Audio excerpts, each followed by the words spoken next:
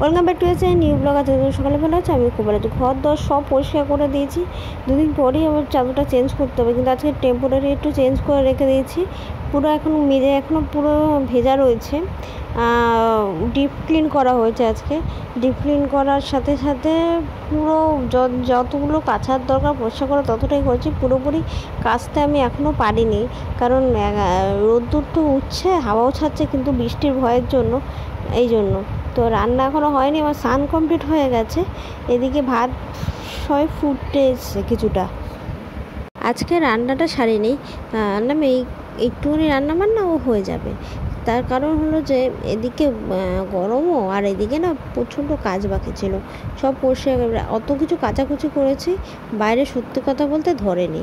তারপর তো আর কয়েকটা জিনিস রাখাই রয়েছে, চাদর থেকে শুরু করে আরও কয়েকটা জিনিস, কয়েকটা পর্দা তো কাচাই হয়নি, ঝড় বৃষ্টির জন্য কাচবো, ঝড় বৃষ্টির জন্য কাচা হয়নি। আমি দেখি এর মধ্যে কবে কাচি।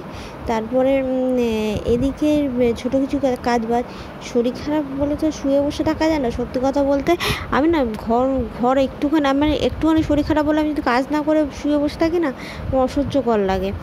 আর ঘর পরিষ্কার থাকলেই ভাল লাগে। এদিকে তো ভিডিও আপলোড করছে, অবশ্যই তোমরা দেখছো, কিন্তু কতটা দেখছো আমি জানি না। প্লিজ তোমরা সবাই দেখো না। আর সত্যি কথা বলতে আমি তো ডেলি ব্লগ করি, বাড়িতেই থাকি, আর বাইরে বেরোলে করা অসম্ভব হয়ে পড়ে। আর এদিকে আমটা দেখতে পাচ্ছ কাঁচা ছিল, চালের বালতি দিয়ে পাকানো হয়েছে, জানি না কেমন খেতে টেস্ট হবে। আমি রাতের ডিনারটা কমপ্লিট করার পর দেন আমি আর বড় ও বাড়িতে আসার পর খাবো। আর এখানে একটা ডিম দিয়ে আলু দিয়ে একটু ভাজা ভাজা করব, সেটাই খাবো। কারণ রান্নাবান্না বলতে ভাতে করবো আর ভাজাটা করবো। ডাল রয়ে গেছে, বলে আমি ভাতটাও তৈরি করে নেবো। আর এদিকে বাসন কুসন পড়েও আছে, আমি কিচ্ছু করিনি।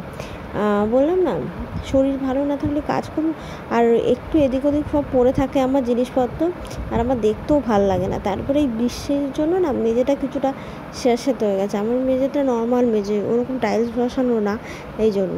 তো চলো ভিডিওটা আমি এখানে শেষ করি। তোমরা সবাই ভিডিওগুলো দেখো, কেমন লাগছে অবশ্যই আমাকে বলো।